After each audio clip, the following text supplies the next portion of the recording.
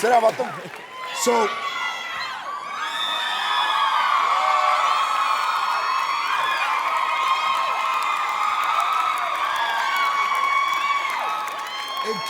in keeping what this show is all about, when I saw you at the Alma Awards, yes, sir. I told you that I wanted to have you on this show You so did. way before I started to book music. Yes, you did. You know what? You had an amazing 2009. I love what you do. I love who you are. I love how you keep it real. Pitt, this is your year, bro. You to told step me that it up. at the Alma And you Awards know also. that, right? You know 2010 is your year.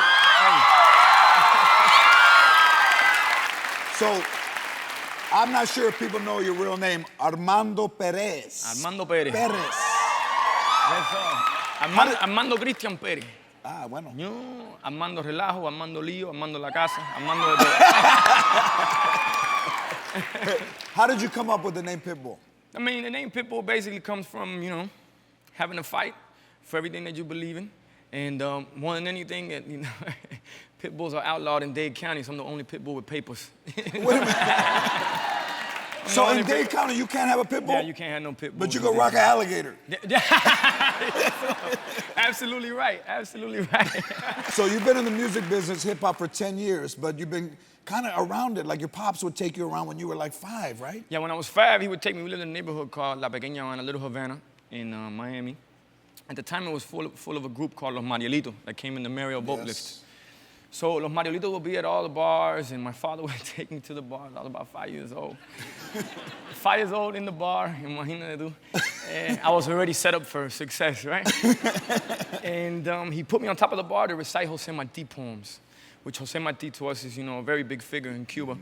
And I would go up there and recite these poems, and I didn't know what I was saying. I was just saying what my dad told me to say. But your pops was they say interesting. For Latino, we'll say, I'll use a big word, the only we use when we're drunk, unconventional. Your dad was an unconventional dude, right? Spell it. I can't spell it, I'll say it. Yes, I mean, my father, he was there on and off in my life, but what my father became to me before he, passed away was my best friend. And then we developed a relationship when I was around 19, 20 years old, till I was about 24, 25. And he wasn't there a lot of my life, but believe it or not, it was almost like a blessing in disguise, because it built a lot of character, and it taught me to learn from all his negatives. Right. And that I never wanted in my life or for my family or for my kids.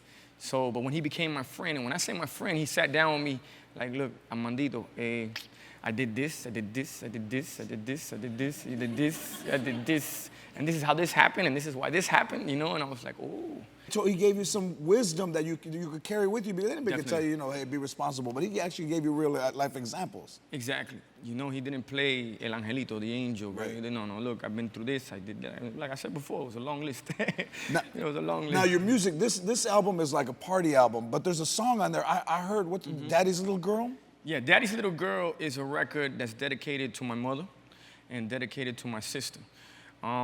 It's about women that grow up fatherless, women that have been sexually abused, women that have struggled very hard in order to raise kids no matter what obstacle course they've been put through. I always say the woman's a very, very, very powerful thing, because they put up with a whole lot that I don't think men could. No, not at all.